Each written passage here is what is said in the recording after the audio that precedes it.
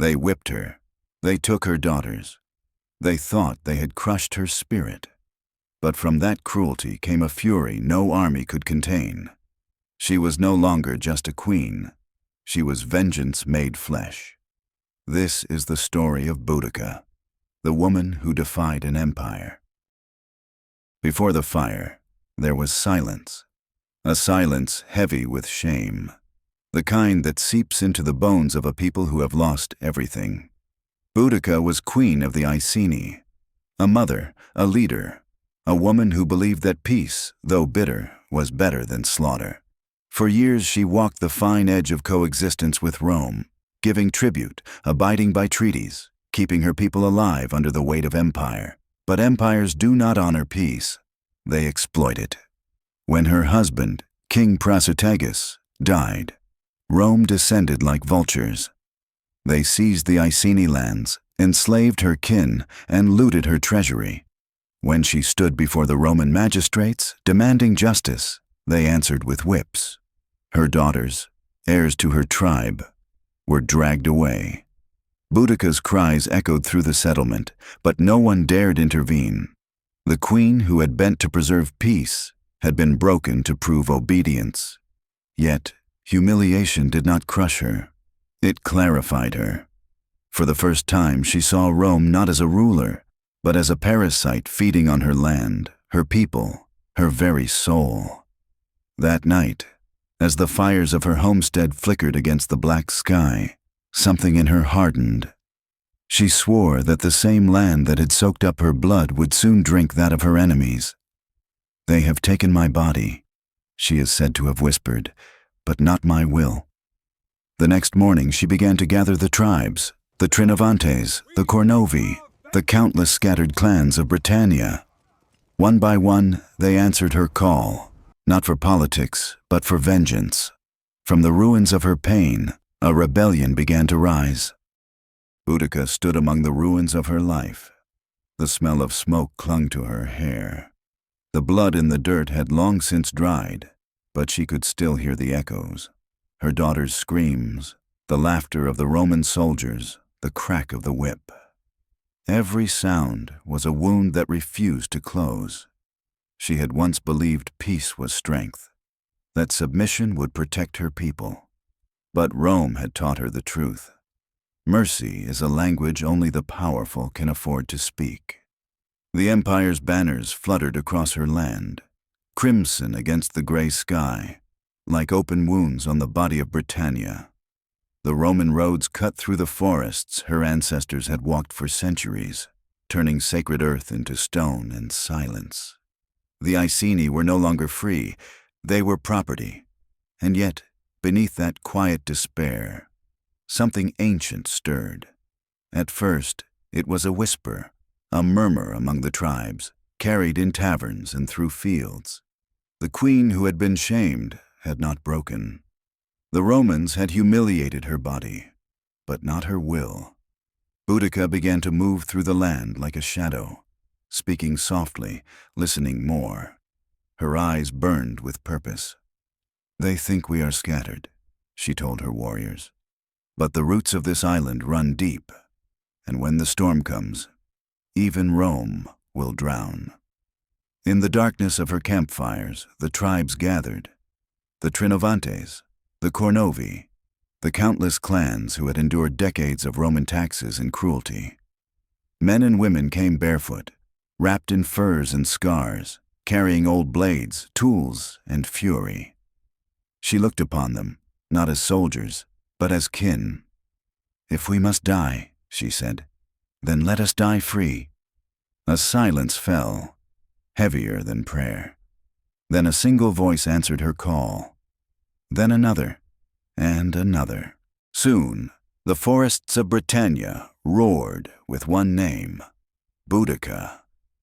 And somewhere beyond those trees, in their marble villas, the Romans slept, unaware that the island beneath them was about to rise. While the tribes gathered beneath the trees, Rome slept soundly in its illusion of control. In the provincial capital of Camulodunum, once a Celtic stronghold, now renamed Colchester, Roman colonists feasted. The wine flowed, the laughter echoed, and the veterans of the empire reclined beneath marble statues of Nero, certain that Britannia was tamed.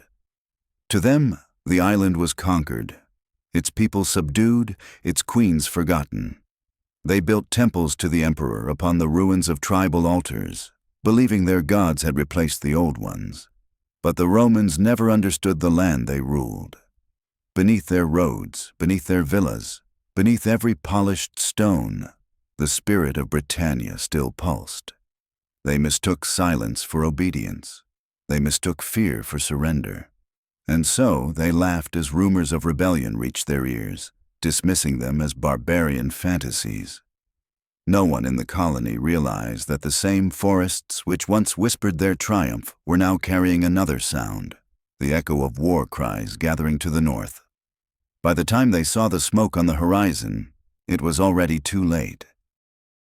It began with smoke, columns of black rising against the pale British sky, silent at first, then rumbling like thunder over the horizon. Villagers paused in their fields. Roman patrols turned their heads. Even the birds fled the trees. The rebellion had begun. From the forests and fens, they came. Men with spears, women with sickles, children carrying torches. The tribes of Britannia moved as one, their war cries echoing through valleys that had not known freedom in a generation. Boudica led from the front, standing tall upon her chariot, her long red hair whipping in the wind, her daughters beside her, eyes painted with woad and vengeance. Her voice carried above the roar. Rome has taken everything from us.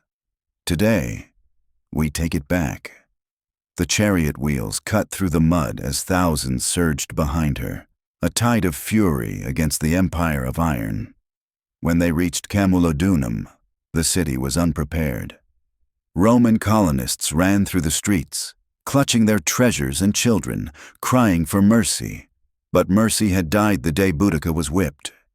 The Iceni and their allies stormed the gates. Spears rained against the wooden palisades. Roofs caught fire. Stone cracked under heat. The temple of Nero, the pride of Roman arrogance, became a fortress. For 2 days, the defenders held, huddled behind their marble idols. But on the 3rd day, the temple doors burst open. The flames that followed could be seen for miles. The statues of the gods melted into silver rivers. The Roman eagle fell, and the cries of the dying mingled with the crack of timber and the shriek of wind through fire. Londinium fell next, then Verulamium. Each city burned brighter than the last, not just with fire, but with centuries of rage unleashed all at once. The roads that Rome had built now carried only smoke. Boudica's army was unstoppable. Her name shouted like prayer and curse alike. Even Roman soldiers, hardened men of the legions, whispered her name with fear. For the first time since Julius Caesar had set foot on this island, Rome trembled. Yet in the heart of every victory, there was a shadow. For Boudica knew, vengeance burns brightest just before it burns out. News of the slaughter reached the Roman governor like a thunderclap. Suetonius Paulinus, commander of the legions in Britannia, was marching in the north when the first messengers arrived. They came bloodied, breathless, and broken, carrying tales no Roman general wanted to hear. Camulodunum, gone. Londinium, burning. Verulamium, lost. Entire colonies wiped from the map, their citizens crucified, their standards trampled in the mud. For the first time since the conquest began, Rome no longer looked like an empire. It looked like prey. Paulinus stood over his campaign map, his hand trembling as he realized how close the rebellion had come to the heart of the province. Around him, his officers argued. Some demanded retreat to Gaul, others called for a counterattack. One centurion whispered, "If the tribes unite, we will be buried beneath this island." The general said nothing. Outside his tent, the rain began to fall soft at first, then harder, washing streaks of blood from the armor of soldiers returning from skirmishes. Even the weather seemed to mourn.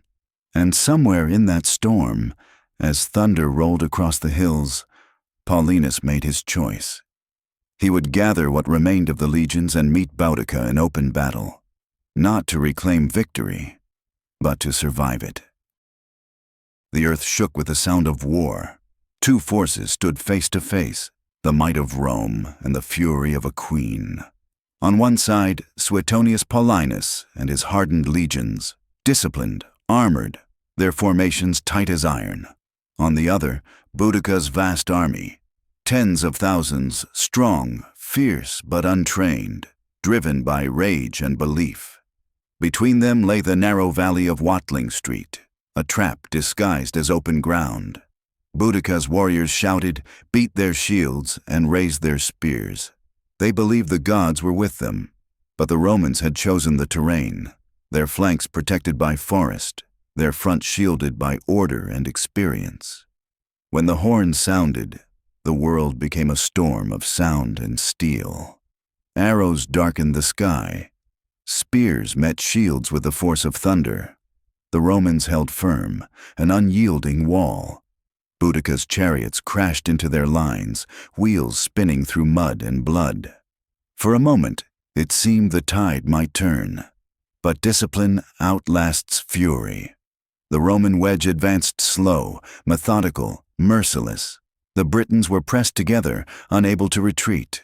Behind them, their own wagons and families blocked escape. What began as vengeance became slaughter. Boudica rode among the chaos, her hair wild, her voice raw from shouting above the screams. Her daughters clung to her chariot, their faces streaked with soot and tears. "Stand," she cried, "for your children, for your land!"